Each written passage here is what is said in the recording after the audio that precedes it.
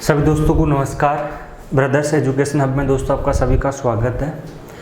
आज की क्लास में दोस्तों अपन जो टॉपिक पढ़ने जा रहे हैं वो टॉपिक है जो पंजाब लाइब्रेरी की जो टेस्ट सीरीज अपन प्रारंभ कर रखे हैं, उसी टेस्ट सीरीज को आगे बढ़ते हुए आज की क्लास में अगले क्वेश्चन की अपन बात करेंगे।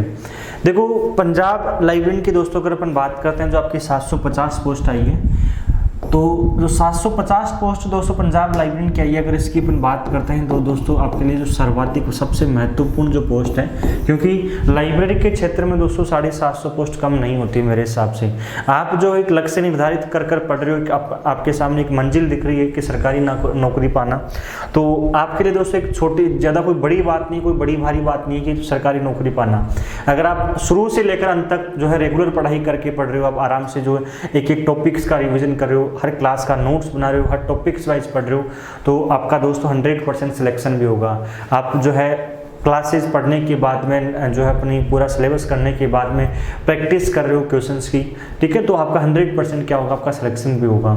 दूसरी चीज़, कई स्टूडेंट्स दोस्तों अगर अपन बात करें तो उनकी जो है ना एक ही चीज़ है कि लाइब्रेरी साइंस दिन रात लाइब्रेरी साइंस। देखो, आपका जो सिलेबस है टेक्निकल और नॉन टेक्निकल दोनों बराबर है। आपके 60 नंबर का है, लाइब्रेरी साइंस 60 नंबर का है, कंप्यूटर को भी इसमें ऐड करते हैं तो आपका जो 75 नंबर का हो जाता है। बच गया आपका जो 45 नंबर का जो नॉन टेक्निकल, जैसे आपका जीएस हो गया, क्वांट हो गया, आपका जो है पंजाबी लैंग्वेज हो गई, तो उसको भी जो है ना आप पढ़ो, उसको भी जितना लाइब्रेरी साइंस को टाइम दो उतना ही उन टॉपिक्स को भी टाइम दो। देखो, जब तक दोस्तों आपका दोनों टॉपिक का जो पढ़ा बराबर नहीं होगा ना, इस तराजू को आप ये एक लाइब्रेरी साइंस वाला ये कर रखे हो, जो जीएस वाला ये, तो भैया जो है ना आप जो है लाइब्रेरी साइंस के 60 में 60 करके रहोगे तो वो उसका जो है ना इसका कौन करेगा। तो दोनों को जो है इसको यहाँ दोनों को बैलेंस करो, और बैलेंस करके पढ़ोगे तो ही जाकर आपका दोस्तों 100% सिलेक्शन हो पाएगा। ये मैं डरा रहा नहीं हूँ, आपको अपनी रियलिटी बता रहा हूँ, ठीक है। लगभग 90% यही स्टूडेंट्स करें, तो दोनों जो है आप जो दोनों सिलेबस है उन दोनों सिलेबस को टाइम पूरा बराबर दीजिए। अपना टॉपिक जो आपका वीक है उस टॉपिक पर ज़्यादा ध्यान दीजिए, तब जाकर दोस्तों आप अपनी मंजिल की तरफ आराम से पहुंच पाओगे। ब्रदर्स एजुकेशन हब की अगर दोस्तों अपन बात करते हैं, ऑनलाइन डिजिटल वीडियो कोर्स प्रारंभ कर रखा है, और ये ऑनलाइन डिजिटल वीडियो कोर्स दोस्तों जो प्रारंभ कर रखा है, ये जो है ऑनलाइन क्लासेज हो रही है, और ये ऑनलाइन दोस्तों क्लासेज हो रही है एसएलसी क्लासेज एप्लीकेशन हो रही है। आप गूगल प्ले स्टोर से दोस्तों एसएलसी क्लासेज एप्लीकेशन को डाउनलोड कीजिए। यहाँ पर आपके जो है ऑनलाइन डिजिटल वीडियो कोर्स आप घर बैठे आराम से दोस्तों तैयारी कर सकते हो, ठीक है। आपको दोस्तों किसी प्रकार की जो है ना मार्केट से गाइड वाइड कुछ भी खरीदने की आवश्यकता नहीं है। पूरा स्टडी मटेरियल हो गया, आपकी नोट्स हो गई, पीडीएफ हो गई, टेस्ट सीरीज हो गई, ठीक है, पूरा स्टडी मटेरियल दोस्तों आपको यहीं से आपको ऑनलाइन आपको मिलेगा, ठीक है। तो आज की दोस्तों अपन टेस्ट सीरीज के ऊपर बढ़ते हैं। देखो, टेस्ट सीरीज का पहला क्वेश्चन आपके सामने है। एक राष्ट्रीय जो निकाय जो जन पुस्तकालयों को मुख्य वित्तीय सहायता देता है, एक राष्ट्रीय निकाय। देखो, एक राष्ट्रीय निकाय जो जन पुस्तकालय का मतलब क्या हो गया, पब्लिक लाइब्रेरी हो जाता है। जन पुस्तकालय का मतलब क्या हो जाता है दोस्तों, आपकी पब्लिक लाइब्रेरी हो जाता है, ठीक है। तो जो पब्लिक लाइब्रेरी है, ये पब्लिक लाइब्रेरी की अगर दोस्तों अपन बात करते हैं, ठीक है, मुख्य वित्तीय सहायता देता है जो है एक राष्ट्रीय निकाय। देखो यहाँ पर क्या नहीं है, यहाँ पर देखो एक राष्ट्रीय निकाय मतलब नेशनल लेवल की कोई संस्था जो है वो जो सार्वजनिक पुस्तकालयों को वित्तीय सहायता प्रदान करती है। अभी यहाँ पर आता अंतर्राष्ट्रीय, तो भैया राष्ट्रीय जो निकाय है जो सार्वजनिक पुस्तकालय जो वित्त प्रदान करती है वो तो कौन सी है, RRF। भारत में दोस्तों जो RRF है ये सार्वजनिक पुस्तकालयों के लिए कार्य करती है। आपसे एग्जाम में पूछा जाए कि सार्वजनिक पुस्तकालयों के लिए कौन सी संस्था कार्य करती है, तो सीधा आपका नाम जाना चाहिए। आपको कोई सोते हुए पूछ लेना कि बता सार्वजनिक पुस्तकालय के लिए कौन सा संस्था कार्य करती है, कौन सा संघ कार्य करता है। ये सर ने बताया था RRF, भाई बल्ले भाई RRF, ठीक है, याद रह जाएगा। ये RRF दोस्तों भारत में सार्वजनिक पुस्तकालय की स्थापना करती है। जिस राज्य में स्थापना नहीं वहाँ पर स्थापना करना, जिस सार्वजनिक पुस्तकालयों की वित्त की आवश्यकता है वहाँ पर वित्त प्रदान करना, पुस्तकालय आंदोलन को बढ़ावा देना, जिस राज्य में पुस्तकालय अधिनियम पारित नहीं हुआ है वहाँ पर अधिनियम पारित करवाना इसका उद्देश्य है। RRF का दोस्तों अगर अपन बात करें, पूरा नाम की अगर अपन बात करें, आपके सिलेबस में टॉपिक है, इंपॉर्टेंट टॉपिक है, ठीक है, और इस टॉपिक को बिल्कुल बेसिक कंसेप्ट से पढ़ के जाना। 100% यहाँ से 1 या 2 क्वेश्चन आपको वहाँ पर एग्जाम में मिलेंगे।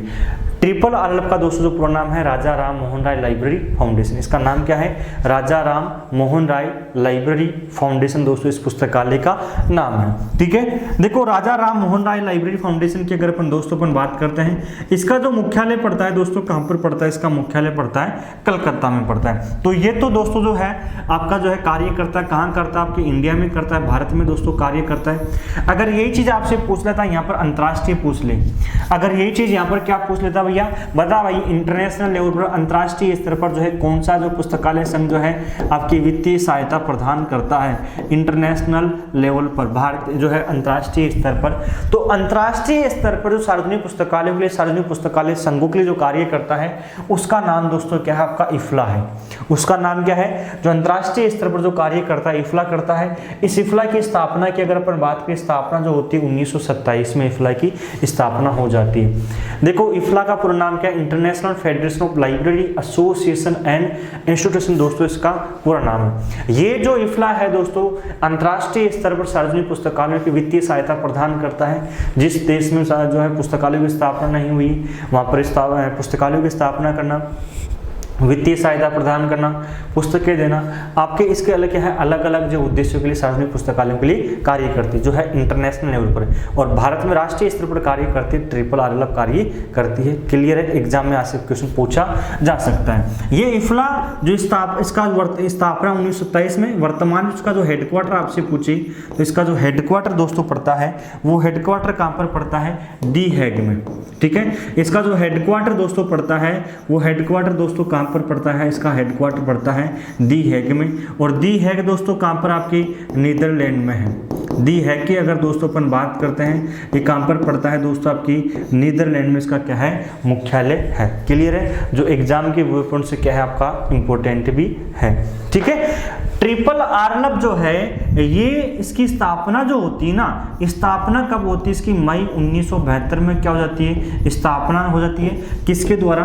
भारत सरकार के द्वारा की जाती है। भारत सरकार का एक विभाग है जो है, उस विभाग का नाम क्या है? संस्कृति मंत्रालय विभाग। ठीक है, भारत सरकार के संस्कृति मंत्रालय है जो मिनिस्ट्री ऑफ कल्चर जो आपका विभाग है उसके द्वारा आपके ट्रिपल RLF की स्थापना की जाती है। क्लियर है, इसके ट्रिपल RLF के 4 क्षेत्रीय मुख्यालय भी है, जो कि 4 क्षेत्रीय मुख्यालय इंपोर्टेंट जो एग्जाम के व्यू पॉइंट से आपसे पूछा जाता है। मतलब बताइए ट्रिपल RLF के क्षेत्रीय मुख्यालय कितने हैं? तो आपका आंसर क्या जाएगा?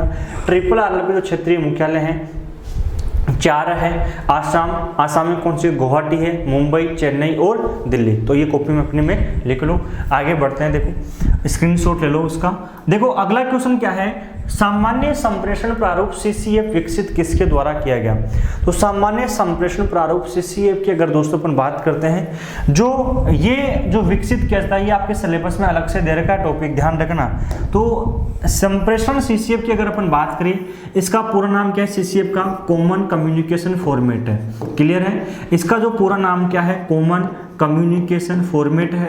अगर अपन दोस्तों अपन बात करते हैं तो कॉमन कम्युनिकेशन फॉर्मेट की अगर दोस्तों अपन बात करें, ठीक है, ये जो विकसित किया जाता है ये दोस्तों किसके द्वारा किया गया? आपकी यूनेस्को के द्वारा इसको विकसित किया जाता है। देखो यहाँ पर जो आपके सामने जो है 4 आपके सामने जो है आपके ऑप्शन आ रहे हैं, तो इसमें जो है यूनेस्को के द्वारा इसको विकसित किया जाता है। इफ्ला की अब अपन बात की, इफ्ला की जो स्थापना होती है 1927 में। वर्तमान में हेडक्वार्टर कहाँ पर? दी हैग में। और दी हैग दोस्तों कहाँ पर पड़ता है? आपकी नीदरलैंड में आपका इसका मुख्यालय। स्थापना के वक्त देखो, स्थापना के वक्त तो इफ्ला का मुख्यालय था जो है एडिनबर्ग स्कॉटलैंड में था। बाद में इसका स्थानांतरण होता है और वर्तमान इसका मुख्यालय कहां पर है? दी हैग। और दी हैग दोस्तों कहां पर पड़ता है? आपकी नीदरलैंड में पड़ता है। यूनेस्को की स्थापना की अगर अपन दोस्तों अपन बात करते हैं तो यूनेस्को की स्थापना दोस्तों जो होती है 1945 में स्थापना होती है। और ये स्थापना दोस्तों कहाँ पर होती है? पेरिस में स्थापना होती है। देखो कई जगह आपको 1946 में मिलेगा, लेकिन इसकी ऑथेंटिक जो स्थापना होती है 1945 में होती है। करेक्शन कर लेना, ठीक है। लाइब्रेरी ऑफ कांग्रेस की अगर अपन दोस्तों अपन बात करते हैं, इसकी स्थापना दोस्तों कब होती है? 1800 में होती है। और ये स्थापना दोस्तों कहाँ पर होती है? ये स्थापना जो होती है आपकी USA में होती है। ठीक है, क्लियर है। अगर आपसे एग्जाम में आपसे पूछा जाए, अगर आपसे एग्जाम में आपसे पूछा जाए कि लाइब्रेरी ऑफ कांग्रेस की जो स्थापना होती है वो कब होती है, तो आपका आंसर क्या आएगा? किस तरह इसकी स्थापना 1800 में होती है। कहाँ होती है? यूएसए में होती है। बच गया आपका फीड, इंपॉर्टेंट है भैया। जो फीड की स्थापना होती है, ये फीड की स्थापना कहाँ पर होती है? ये स्थापना 12 सितंबर 1895 क्या होती है? इसकी स्थापना हो जाती है। स्थापना जो फीड की होती है दोस्तों, ये आपकी ब्रुसेल्स में होती है। कहाँ पर होती है? ब्रुसेल्स, जो कि कहाँ पर पड़ता है दोस्तों? आपका ये बेल्जियम में पड़ता है। कहाँ पर पड़ता है आपका दोस्तों? ये बेल्जियम में पड़ता है। फिर क्या होता है दोस्तों? इसका ट्रांसफर होता है, हस्तांतरण भी होता है। तो हस्तांतरण और ट्रांसफर की अगर अपन बात करें, हस्तांतरण जो होता है 1934 में होता है। तो आपसे पूछे कि भैया इसका मुख्यालय का जो है हस्तांतरण कब होता है? 1934 में होता है। और कहाँ पर होता है? दी हैग। और दी हैग दोस्तों कहाँ पर पड़ता है? ये आपका पड़ता है नीदरलैंड में पड़ता है। तो यहाँ से भी आपसे एग्जाम में पूछा जाए, क्वेश्चन क्या पूछा जाए कि बताइए भैया एफआईडी का जो है वर्तमान में मुख्यालय कहाँ पर है? तो वर्तमान में एफआईडी क्या नहीं, अस्तित्व में नहीं है। क्या बोला मैंने? वर्तमान में जो फीड है, इसको शॉर्ट फॉर्म में क्या बोलते हैं? फीड। ठीक है, तो फीड वर्तमान समय में क्या नहीं है? आपके अस्तित्व में नहीं है। ठीक है, इसका विघटन हो चुका है। विघटन का मतलब ये संस्था क्या है? वर्तमान समय क्या है? मृत है। इसको भैया इसका बोरिया बिस्तर जो है ना समेट दिया है। तो इसका जो बोरिया बिस्तर समेटा है, इसको बंद कर दिया गया है 2002 में। जब इसका विघटन हुआ फीड का, तो विघटन के समय दोस्तों इसका मुख्यालय कहां पर था? तो विघटन के समय इसका मुख्यालय कहां पर था? दी हैग। और दी हैग दोस्तों कहां पर पड़ता है? आपका नीदरलैंड में पड़ता है। क्लियर है, याद रखिएगा। ठीक है, ये फीड जो है अगर दोस्तों अपन बात करते हैं, तो फीड जो है अंतर्राष्ट्रीय स्तर पर प्रलेखन के क्षेत्र में कार्य करता है। क्लियर है, तो आपसे एग्जाम में पूछे कि प्रलेखन के क्षेत्र में अंतर्राष्ट्रीय स्तर पर कौन कार्य करता है, आपका आंसर क्या रहेगा? सर अंतर्राष्ट्रीय स्तर पर प्रलेखन के क्षेत्र में जो कार्य करती है फीड, प्रलेखन को इंग्लिश में क्या बोलते हैं? डॉक्यूमेंटेशन कहते हैं। इस चीज का ध्यान रखना, प्रलेखन को अपन क्या कहते हैं? डॉक्यूमेंटेशन कहते हैं। क्लियर है भाई। भारत में अगर अपन बात करें, ये तो अंतर्राष्ट्रीय स्तर पर होगी। विश्व में सर्वप्रथम जो अंतर्राष्ट्रीय स्तर पर, इंटरनेशनल लेवल पर डॉक्यूमेंटेशन के क्षेत्र में जिस संस्था की स्थापना होती है उसका नाम क्या है? फीड है। और भारत में जो डॉक्यूमेंटेशन के क्षेत्र में जिसकी स्थापना होती है वह है डीआरटीसी है।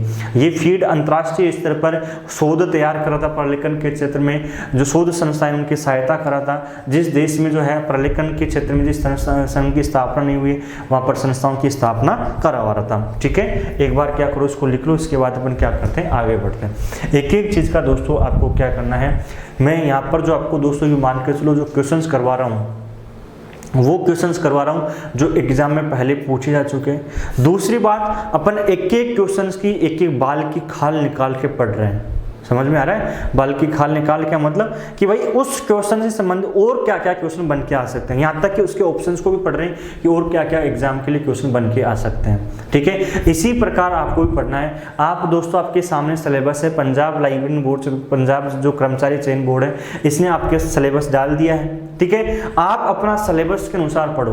आप दोस्तों किसी भी संस्था के माध्यम से तैयारी कर रहे हो, एक चीज ध्यान रखना, अगर उस संस्था के कंटेंट में दम होगा तो आप अपने मंजिल को पालोगे, आप मंजिल तक पहुंच जाओगे। अगर उस कंटेंट में दम नहीं होगा तो आप नहीं पहुंच पाओगे।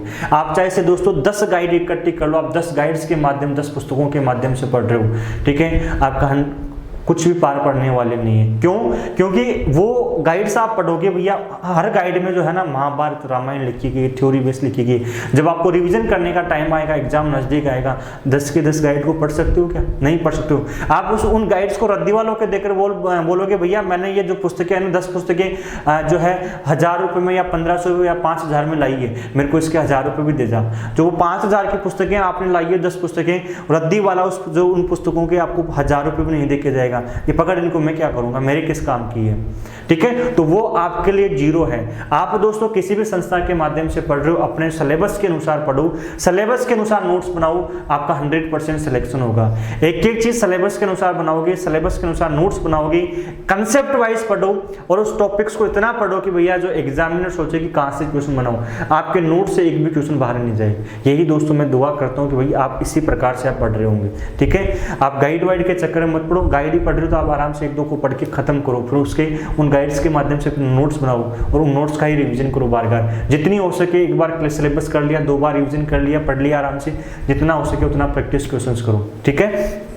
देखो अगले क्वेश्चंस की ओर अपन बढ़ते हैं। अगला क्वेश्चन क्या बोलता है, कोवा सॉफ्टवेयर किसके द्वारा बनाया गया। ये जो कंप्यूटर का जो आपका यूनिट मिलता है, आपका जो है 2G 4G, उसी में टॉपिक आपके सोल सॉफ्टवेयर, कोवा सॉफ्टवेयर आपको ये देखने के लिए मिलता है।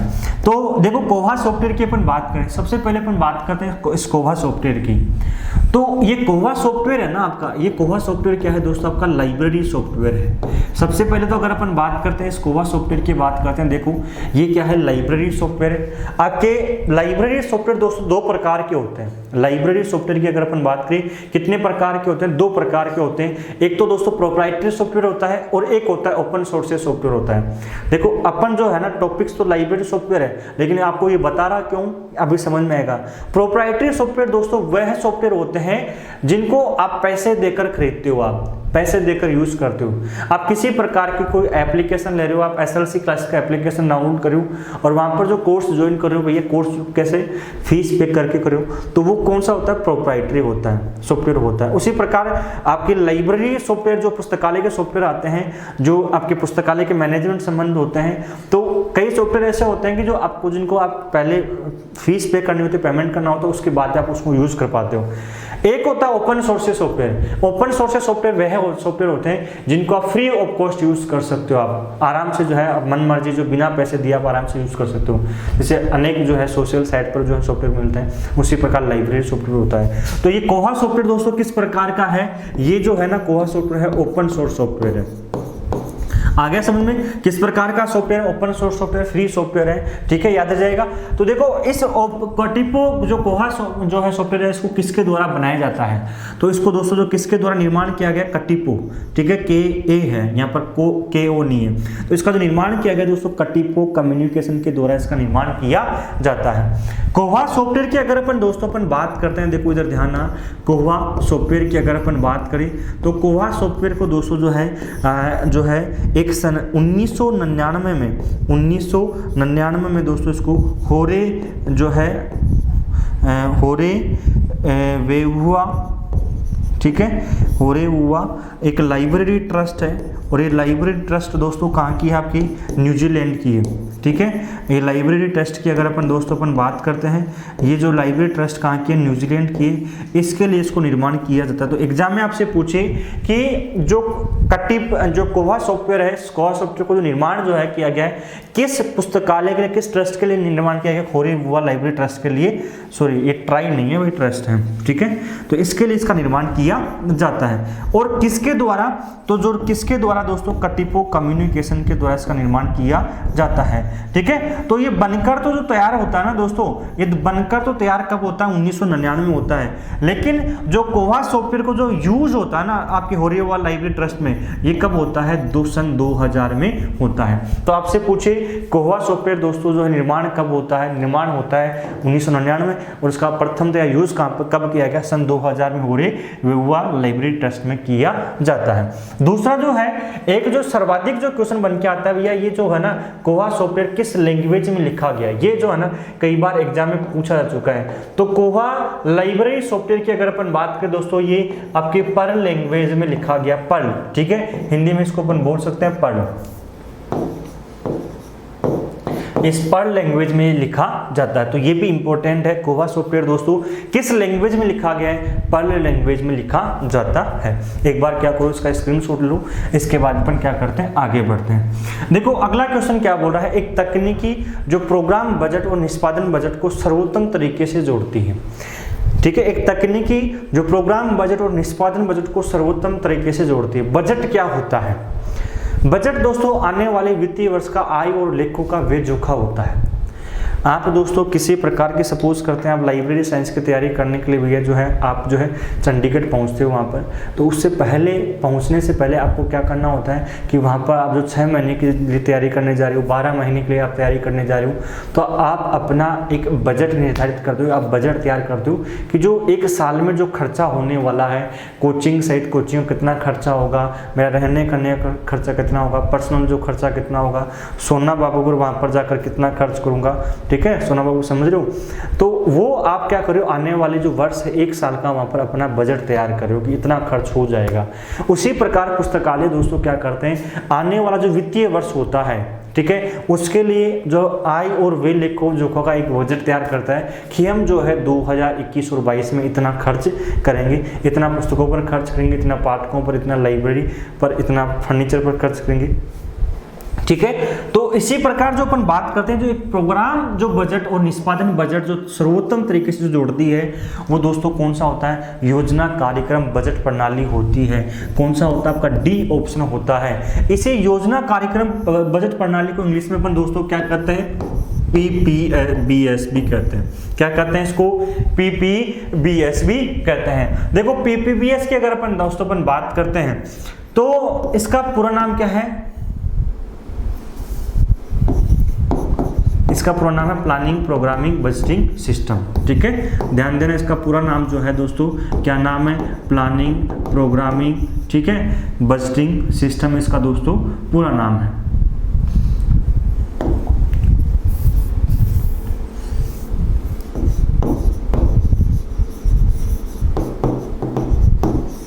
बजटिंग सिस्टम, ठीक है, ये क्या है दोस्तों, इसका पूरा नाम है। अब देखो इसमें दोस्तों PPBS जो प्रणाली होती है ये 1961 में आती है, ठीक है। USA का विभाग है, डिपार्टमेंट ऑफ डिफेंस, ठीक है। ये जो तैयार की गई है जो पद्धति, ये आपसे पूछ रहा है किसके द्वारा तैयार की गई है, ये जो तैयार जो दोस्तों किसके द्वारा तैयार की गई है, आपकी डिपार्टमेंट ऑफ डिफेंस, ठीक है, डिपार्टमेंट ऑफ डिफेंस के द्वारा इसको तैयार किया जाता है। और ये डिपार्टमेंट ऑफ डिफेंस की अगर दोस्तों अपन बात करें, कई बार आपको गाइड्स में आपको शॉर्ट फॉर्म मिलेगा DOD के द्वारा, तो DOD का पूरा नाम क्या है, डिपार्टमेंट ऑफ डिफेंस। और ये कहाँ का पड़ता है दोस्तों, USA का पड़ता है। जो डिपार्टमेंट ऑफ डिफेंस है, इसने दोस्तों अपने जो डिपार्टमेंट के लिए जो ये उसका जो है एक विभाग था, रक्षा विभाग था, उसके लिए दोस्तों इसने एक पद्धति का जो निर्माण करती है बजट जो आने वाले वित्तीय वर्ष के लिए जो है, तो वो तैयार किया है आपके PPBS में क्या होता है दोस्तों, पहले प्लानिंग की जाती है, ठीक है। पहले जो प्रोग्राम होता है उन प्रोग्रामों की पहले प्लानिंग की जाएगी, नियोजन किया जाएगा और उसके बाद में बजट तैयार किया जाता है। और ये जो आपके सर्वोत्तम तरीके से आपके पुस्तकालयों में जोड़ती है। क्लियर है, याद रह जाएगा। तो एग्जाम में पूछे भाई PPBS तकनीक जो पद्धति आती है आपकी बजट पद्धति आती है, इसका निर्माण कब होता है, 1961 में। पूरा नाम क्या है, प्लानिंग प्रोग्रामिंग बजटिंग सिस्टम है। किसके द्वारा, डिपार्टमेंट ऑफ डिफेंस, ठीक है, जो कि कहां पर पड़ता है दोस्तों, आपके जो पड़ता है आपकी जो है USA में ये पड़ता है। एक बार क्या कर लो दोस्तों, इसका स्क्रीनशॉट ले लो। आगे बढ़ते हैं अगले क्वेश्चन की ओर। देखो अगला क्वेश्चन क्या बोला है, निम्नलिखित में से कौन सा एक आउटपुट उपकरण नहीं है। निम्नलिखित में से कौन सा एक आउटपुट उपकरण नहीं है, मतलब जो है आपके इसमें से आपके 3 ऑप्शन आउटपुट उपकरण देख रहे हैं, एक जो है आपका आउटपुट उपकरण नहीं दे रखा है। तो देखो आउटपुट उपकरण की अगर अपन बात करें, जो है आपका जो डिस्प्ले स्क्रीन होता है, जैसे ये डिस्प्ले स्क्रीन में आपका आउटपुट दे रहा है। कीबोर्ड, भैया कीबोर्ड क्या होता है, ये इनपुट डिवाइस होता है। क्या होता है, आपका इनपुट हो गया, ठीक है, ये इनपुट हो जाता है। प्रिंटर आपका आउटपुट होता है और ग्राफिकल प्लॉटर क्या होता है आपका, ये आउटपुट होता है। तो यहाँ पर आपका जो आंसर सही होगा वो कौन सा होता है दोस्तों, आपका कीबोर्ड। यहाँ पर ये कीबोर्ड क्या है आपका जो आउटपुट उपकरण नहीं है, ये क्या है दोस्तों आपका इनपुट उपकरण है, ठीक है। तो एक बार इसका भी स्क्रीनशॉट लो। ये स्क्रीनशॉट इसलिए बोल रहा हूँ दोस्तों आपको, जो है आपको अगर कई स्टूडेंट्स ऐसे जो है मेहनत नहीं कर रहे हो, आप नहीं लिख रहे हो, जो अपना नया कंटेंट कुछ नए क्वेश्चंस मिल रहे हैं, तो आप स्क्रीनशॉट लेकर जब आपके पास PDF इकट्ठी हो जाती है, कम से कम 40 से 50 स्क्रीनशॉट इकट्ठे हो जाए या 100 के आसपास हो जाए, तो आप जो है उनका क्या कर सकते हो, एक PDF बना के आराम से उसका प्रिंट आउट निकलवा कर भी आप रिविजन कर सकते हो, ठीक है। तो आज की दोस्तों इस क्लास को अपन जो टेस्ट सीरीज को अपन यहीं पर समाप्त करते हैं। आशा करता हूँ दोस्तों आपको टेस्ट सीरीज समझ में आई होगी, ठीक है। और SLC जो अगर अपन बात करें, SLC क्लासेस का जो एप्लीकेशन है, इसको आप डाउनलोड कीजिए, गूगल प्ले स्टोर पे जाइए, इसी वीडियो के नीचे लिंक दे रखा है, यहाँ से भी आप जाकर दोस्तों क्या कर सकते हो, इसको डाउनलोड कर सकते हो। यहाँ पर जो पंजाब लाइब्रेरी की जो 750 पोस्ट आई है, इसके लिए ऑनलाइन डिजिटल वीडियो कोर्स प्रारंभ कर रखा है, ठीक है। ब्रदर्स एजुकेशन हब के माध्यम से दोस्तों आप जुड़ते हो, आप शुरू से लेकर अंत तक जुड़ते हो, तो आपके 100% आपका दोस्तों ये मान के चलो आपकी जो मंजिल है, मंजिल तक आप पहुंचोगे। हम दोस्तों यहाँ से जो मंजिल तक पहुंचने के लिए आपके एक माध्यम बन सकते हैं, एक जरिया बन सकते हैं, लेकिन मेहनत जो है आपको दोस्तों आपको करनी होगी, आपको तैयारी आपको करनी होगी। लक्ष्य जो है ना आपको दिखना चाहिए, आपको लक्ष्य क्या करना चाहिए, लक्ष्य आपको दिखना चाहिए, ठीक है। पढ़ना आपको है, हम एक जरिया बन सकते हैं। यूँ मान के चलो जो कंटेंट प्रोवाइड करवाएंगे, जो प्रैक्टिस क्वेश्चन जो है, टेस्ट सीरीज है, उससे आपका लाइब्रेरी साइंस सब्जेक्ट से एक भी क्वेश्चन बाहर नहीं जाए। ठीक है, तो मिलते हैं दोस्तों इसी प्रकार की अगले नेक्स्ट टेस्ट सीरीज में अपन मिलते हैं। ये यूट्यूब पर दोस्तों आपकी टिल एग्जाम तक टेस्ट सीरीज होती रहेगी, नो टेंशन रहो, आप आराम से पढ़ते रहो। आप घर बैठे तैयारी करना चाहते हो ऑनलाइन डिजिटल वीडियो कोर्स के माध्यम से, तो SLC क्लासेस का एप्लीकेशन डाउनलोड कीजिए, वहाँ पर आपको क्लासेस भी मिल जाएगी। ठीक है, धन्यवाद दोस्तों, जय हिंद, जय भारत, मिलते हैं अगली क्लास में।